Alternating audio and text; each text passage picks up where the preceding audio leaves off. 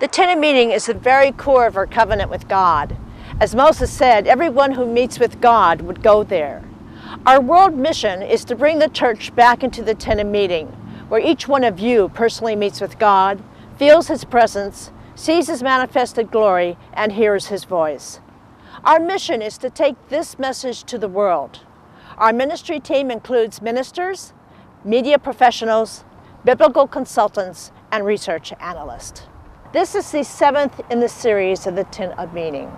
Today's show will be Going into the Spirit.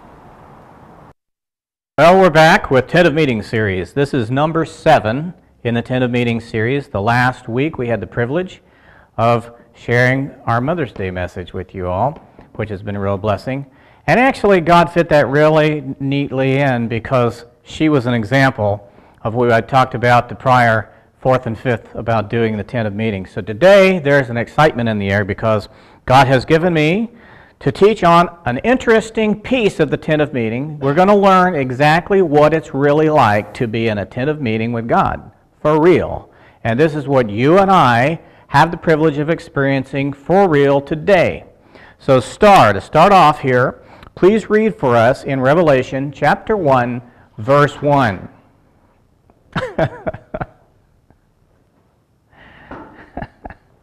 Okay. There you go.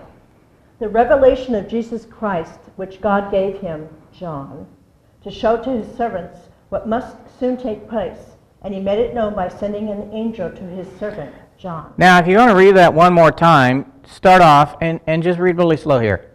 The revelation of Jesus Christ. Stop. Now, what is this whole book about? Revelation Of? Jesus Christ. Anything else? No. Okay, thank you. Sometimes we read right past things and we just don't know. And we just go right on and read some big thing that we don't understand, and we think the book of Revelation is about a bunch of stuff in the future. We think that it's about a bunch of things we can't understand. Let me explain why the modern church cannot understand the book of Revelation. It's really very simple. It's for the same reason that the church or the Christian community today, the religious community today, doesn't understand the tent of meeting. That's the only reason you don't understand the book of Revelation, because the book of Revelation is John going into a tent of meeting experience with God and writing it down. Star, we're going to read Revelation chapter 1 now, the same chapter, verse 10 through 14. I was in the Spirit on the Lord's day, and I heard behind me a loud voice like a trumpet saying, "Write what you see in a book." Then I turned to see the voice that was speaking to me. And in the midst of the lampstands, one like a son of man, clothed with a long robe and a golden girdle around his breast, describing Jesus. Jesus said, "Fear not. I am the first and the last and the living one. I died, and behold, I am alive forevermore, and I have the keys of death and Hades. Now write what you see."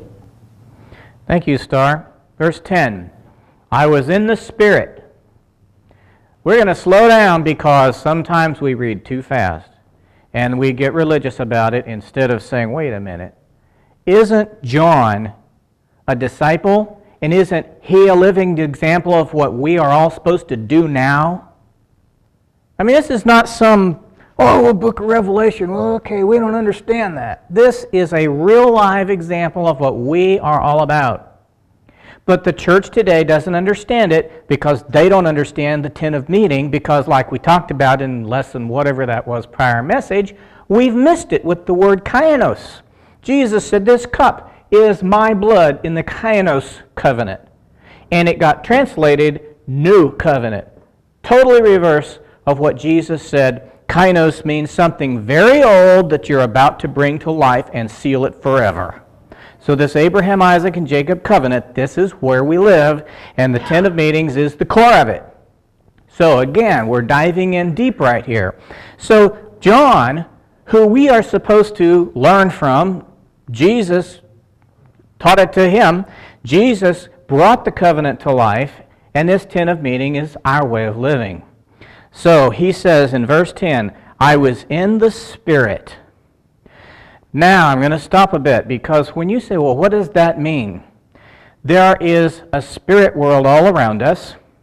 There's a natural world all around us. Your eyes physically are tuned into the natural world, but your spiritual eyes are tuned into the spiritual world, or they're supposed to be.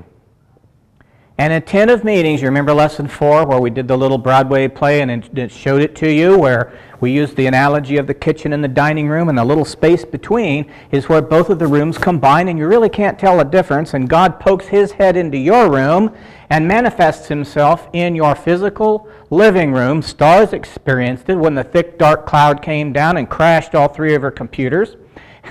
She's the only person I've ever let close enough to watch attend a meeting with God and me. And so when it manifests in your room and gets all over your body, and the manifested presence of God comes down, it's like little golden white snowflakes, and swirls around you and becomes bright, God is manifesting himself on your side of the universe, where you see it and your body feels it. I've watched it push an entire room of people to the floor. So it's a physical manifestation of God. At the same time, here's what we need to understand. God's pulling you into his room, and you're manifesting on the other side. And your eyes get open, and you're looking around, and you're seeing, and hearing, and knowing supernatural things. Let's back up again. Verse 10, I was in the Spirit on the Lord's day. So there's a specific time that God took him to. It was around 2008, and I'm not going to explain that today. But the Lord's Day is referencing the beginning of the Sabbath, which is the beginning of the 7th day and the end of the 6th day. In Jewish custom, for those of you who don't know, in the Jewish custom, the 6th day ends at sundown on Friday evening. And the 7th day begins at sundown on Friday evening. And Sabbath, the 7th day, ends at sundown on Saturday evening. Okay, that is the Lord's Day, the 7th day. And in the book of Daniel and through Ezekiel and Revelation, different places, we understand that the Lord's Day is when Jesus returns, takes us away, and now he has the Lord's Day.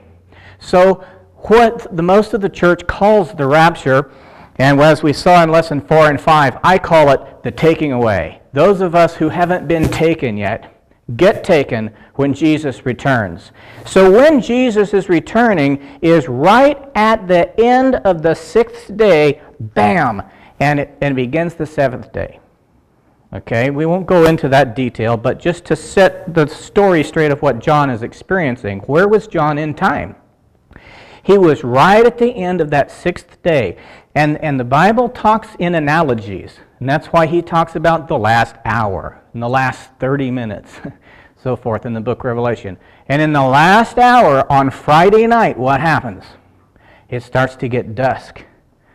Kind of dark, kind of dingy.